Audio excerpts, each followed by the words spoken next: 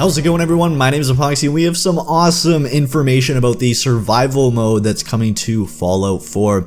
And we have the interview from Todd Howard asking the question, you said you were going to beta test survival mode.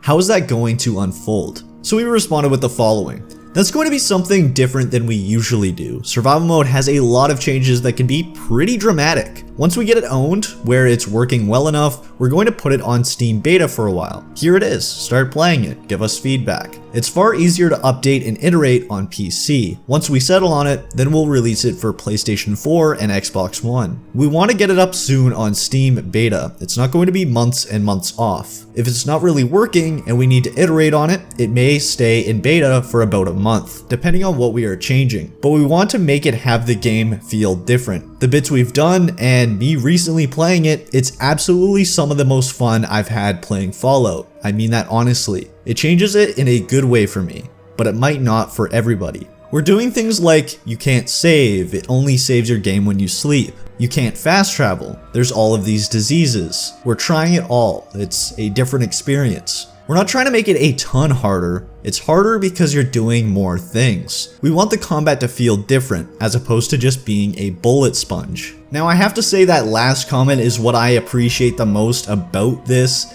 is that we don't have to deal with bullet sponges in survival mode anymore. Survival mode right now is just a bunch of bullet sponges basically. All the different difficulty settings on Fallout 4 right now are basically just increasing the health of the enemies, which is bullet sponges, and it just becomes more and more of a pain in the ass to kill enemies. It's not even really quote unquote harder, it just gives you kind of the feeling of it being harder when it's not actually harder. It's just more of a pain in the ass to kill enemies and requiring you to use more ammunition, which is honestly just an annoyance more than it actually being harder. And I'm really glad that they're going to be changing this.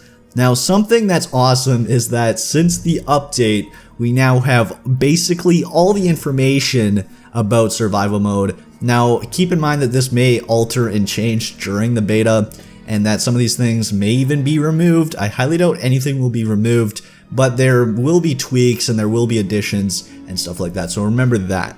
So anyways, we got a post on Reddit, so thank you once again to the Reddit community for just going through and digging through this kind of stuff. Anyways, to enable survival mode in Fallout 4, you'll want to press pause, select settings, then gameplay, and choose survival from the difficulty options. And I'm sure most of you already knew that, but just in case any of you want to know before jumping into this whenever it comes out. Manual and quick saving are completely disabled. To save your game, you'll need to find a bed and sleep for at least an hour, which I'm sure a lot of people are going to be kind of mixed on how they feel about that, but I personally think it's a really cool addition. And I feel like it's sort of like a Dark Souls kind of thing. I'm pretty sure in Dark Souls you have to find certain things to actually, it's sort of like a checkpoint. I personally like that kind of gameplay, and I'm sure there's some people that don't, but I really actually appreciate that this is going to be in the game.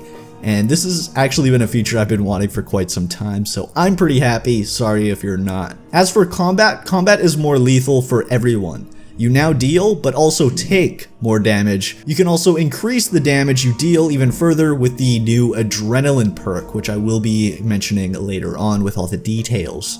Anyways, I really appreciate this one as well because it will be no longer bullet sponges in a survival mode. It will actually be you taking more damage, but you also giving out more damage, so it's sort of more realistic, and this is hopefully going to be a realistic mode for Fallout, which we haven't seen in just the vanilla Fallout games before, which I will personally absolutely love, and I'm just glad that they're getting rid of the whole bullet sponge aspect of survival mode.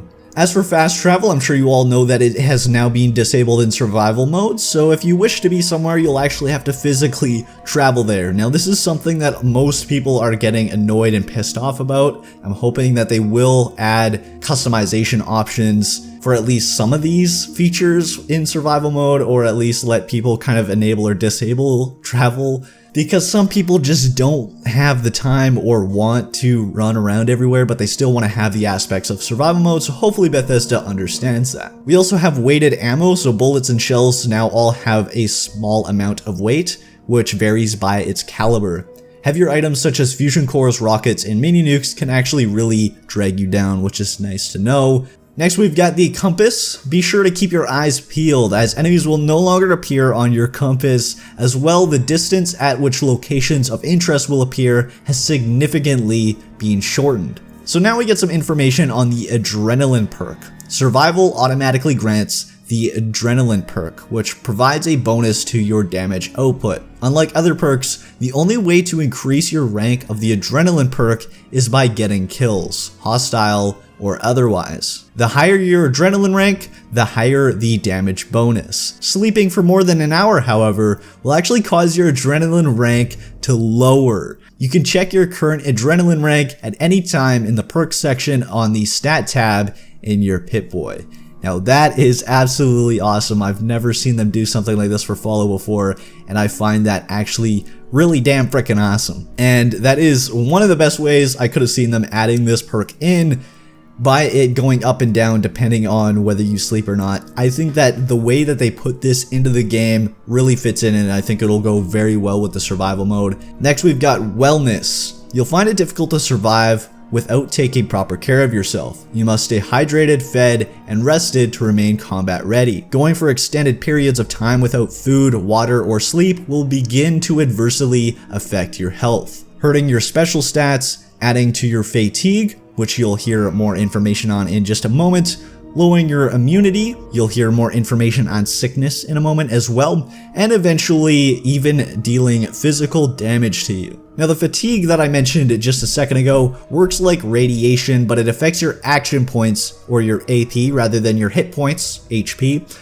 The more fatigue you've built up, the less AP you'll have for other actions. The amount of fatigue you've accumulated is displayed in red on your AP bar. As for the sickness that I also mentioned just a moment ago, has a nice little description. A comprised immune system and a few questionable decisions can end up getting you killed. Eating uncooked meat, drinking unpurified water, taking damage from disease-ridden sources such as ghouls and bugs, or using harmful chems all put your body at increased risk for various ill effects. When you are afflicted with an illness, a message will appear on screen. You can also view specifics about your current illness by navigating to the status section on your Pip-Boy's data tab and pressing the right shoulder or right button to view your active effects. Along with the sickness feature, there will now be antibiotics added to the game, which can be crafted at the chem stations or purchased from doctors that heal the various effects of sickness. There's also going to be a change with beds. There's going to be bed types. The type of bed you're sleeping in determines the length of time you are able to stay asleep. A sleeping bag will save your game and may help save your life when you're desperate,